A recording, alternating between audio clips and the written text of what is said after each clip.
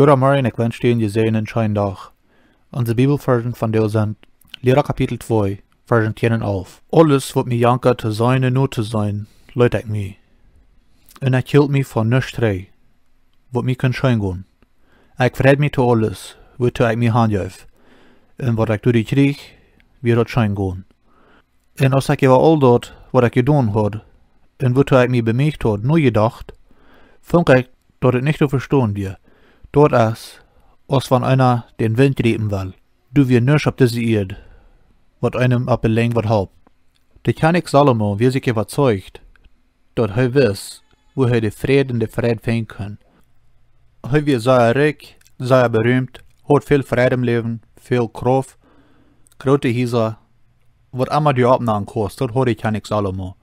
Doch nun wessen Tijd stond hij toe, dat zijn Leben larig wird. En keine Meinung hat. Wat zijn Trouble wir, dat wir dat seine Säule ladig wir. Levi, so ist die König Salomo dort. Überzeugt, dat die Dinge ram ans alle Frieden im Leben geben dann. Vielleicht haben wir die ganz nietste und beste Dinge, wat die Welt uns anbieten kann. Aber die Freude ist, wo du wie mit Gott. Wann wir Gott noch nicht kennen dann, voll wir uns so ganz ladig. In die Ursache dafür ist, wen wir sind gemerkt, Gott zu kennen. Luther im Leben, kannte König Salomo dit, dat hij dit veel eier soll ansehen.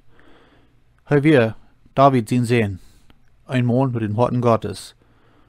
Luther im Leben, zei wie dat Salomo ook diese Weisheit stehen dort. Weil wir uns nicht so verleiden lassen, weil wir Christus das Zentrum lassen sein in uns Leben, wann wir das noch never getan haben, weil wir das von der dann. Gottes Segen en hij wieder an die Sehenden schreien darf.